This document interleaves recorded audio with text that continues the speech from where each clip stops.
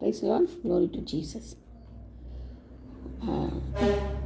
இப்போ நம்ம அடுத்த வசனத்தை பார்ப்போம். வேறு வசனம் 3வது டாபிக் பார்ப்போம். யாத்ராகமம் 20:23.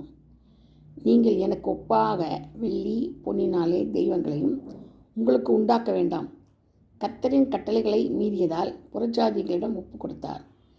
இது கர்த்தருடைய கட்டளை. அவர் சொல்கிறாரு, அவருக்கு பொண்ணு வெள்ளி என்ன செய்யுமா, தெய்வங்களை உங்களுக்கு உண்டாக்க வேண்டாம்.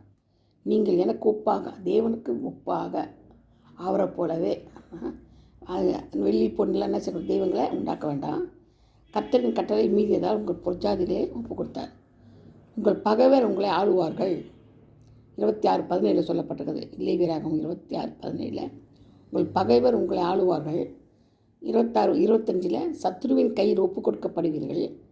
அடுத்தது 38 சொல்லப்பட்டிருக்குது வசனம், புறஜாதிகளுக்குள்ளே அழிந்து போவீர்கள். இது எல்லாமே பாருங்கள் இப்போ நடந்து கொண்டிருக்கிறது. அதே மாதிரி உபாகமம் 4:27 கர்த்தர் உங்களை புறஜாதிகளுக்குள்ளே சிதறடிப்பார்.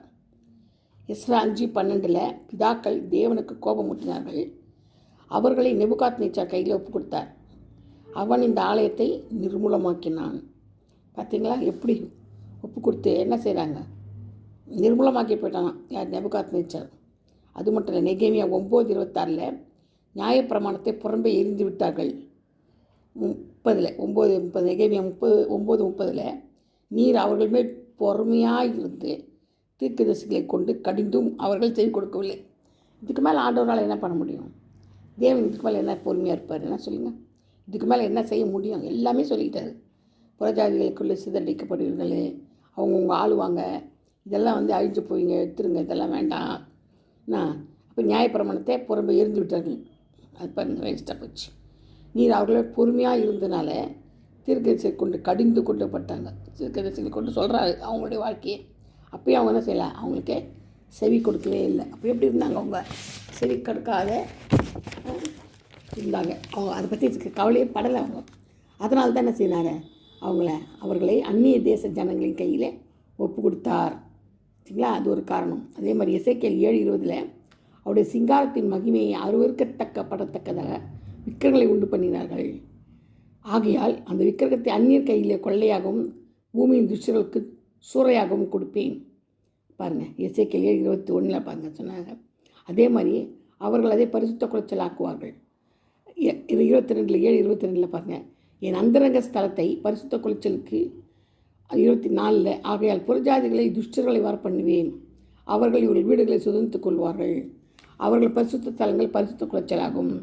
பார்த்தீங்களா எவ்வளோ பயங்கரமாக ஒப்பு கொடுத்துருக்குறாரு. புறஜாதிகள் கையில் ஒப்பு கொடுக்குறாருன்னா என்ன அர்த்தம்? சேல் ஜனங்களை, யூத் ஜனங்களை எல்லாம் புறஜாதி கையில் அவருடைய ஜனங்களை ஒப்பு கொடுத்துட்டாரு அவரே. ஏன்னா அவங்க பண்ண அக்கிரமங்கள், அநியாயங்கள் இதுதான்.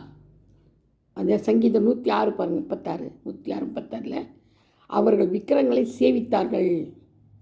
40 பாருங்கள், 106-40 சங்கீதம் 106-40 கர்த்தரின் கோபம் ஜனத்தின் மேல் மூண்டது. அவர்களை புறஜாதிகளுடைய கையில் ஒப்பு கொடுத்தார். புறஜாதி கையில் ஏன் ஒப்பு கொடுக்குறாருன்றதுக்கு இவ்வளோ காரணங்கள் இருக்குது. நீங்கள் பாருங்கள், இந்த வசனங்களை மட்டும் ஆராய்ச்சி பாருங்கள். அவர் ஏன் புறஜாதிகள் கையில் இதெல்லாம் ஒப்பு கொடுக்குறாரு, எதுக்காக ஒப்பு கொடுத்தாருன்னா இது மாதிரி பண்ணாங்க அவங்க. இதெல்லாம் பண்ணாங்க, விக்கிரங்களை ஆராய்ச்சாங்க, கோபம் மூட்டினாங்க, ஜனங்கள் மேலே கோவப்பட்டுனாங்க. இதெல்லாம் அவர் என்ன செஞ்சார், அவங்களுக்கு அனுமதித்தார். அதனால தான் அவர் புறஜாதிகளுடைய கையில் ஒப்பு கொடுத்தார். இவரை ஒப்பு கொடுக்குறாரு, தன்னுடைய ஜனங்களை அவரை ஒப்பு கொடுக்குறாரு. ஏன்னா அப்படியே பண்ண அநியாய ஆக்கிரமணத்துக்காக ஒப்பு கொடுக்குறாங்க. அது மட்டும் இல்லை, யாத்திராகமம் 20:10 பார்த்தீங்கன்னா ஓய்வு நாள் கர்த்தருடையது. லேவியராகமம் 26:2 ஓய்வு நாளில் பயபக்தியாக இருக்க வேண்டும் சொல்கிறார். அப்போ ஆனால் அதே 20 எசேக்கியேல் 20:13-21 ஓய்வு நாளின் பரிசுத்தத்தை குலைத்து போட்டார்களாம். என்ன பண்ணாங்களாம், பரிசுத்தையே குலைச்சிட்டாங்களாம். யார், ஜனங்க. அதனால தான் என்ன செய்கிறார், அவங்க கையில் ஒப்பு கொடுத்தாரு. அது மட்டும் இல்லை, ஏசாயா 58:13-14 அவர்கள் இஷ்டப்படி செய்தார்கள், கர்த்தரின் பரிசுத்த நாளை அசட்டை செய்தார்கள். ஆகையால் நான் அவர்களை புறஜாதிகளுக்குள்ளே சிதறடிப்பேன். எசேக்கியேல் 20:24 சொல்கிறார். க்ளீனாக சொல்கிறார் பாருங்கள். இதில் நீங்கள் இந்த தாசனத்தை நிதானமாக யோசித்து படித்தா தான் உங்களுக்கு புரியும். அது அர்த்தத்தை புரிஞ்சுக்கொண்டா தான் உங்களுக்கு நல்ல வேலை செய்யும். ஏன்னா ஆகையால் நான் அவர்களை புறஜாதிகளுக்குள்ளே சிதறடித்தேன். பாருங்கள், சிதறடிச்சு போகிற புறஜாதிகள் அவங்க இஷ்டத்துக்கு அவர் கொடுத்துட்றாரு அவங்கள.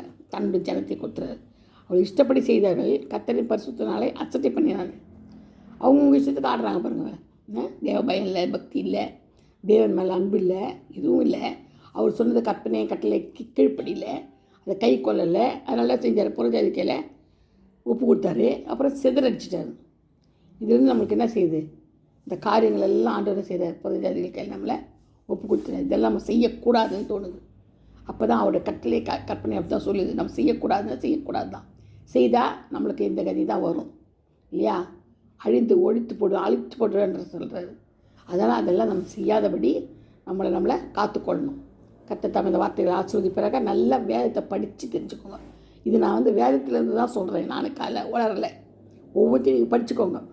பைபிள் எடுத்து படித்து பார்த்து ஆராய்ச்சி சிந்தித்து நீங்கள் மற்றவர்களுக்கும் இந்த சத்தியத்தை சொல்லுங்கள். கர்த்தர் இந்த கடைசி காலமாக இருக்கிறதுனால வருகை நெருங்கி போச்சு. அதனால் நம்ம தைரியமாக என்ன செய்யணும்? கர்த்தருக்காக இந்த கட்டளையெல்லாம் நம்ம வெளிப்படுத்தணும், கற்பனையெல்லாம் சொல்லணும். கர்த்தர் தாமே பாதுகாப்பாராக. Amen. Hallelujah. Praise the Lord.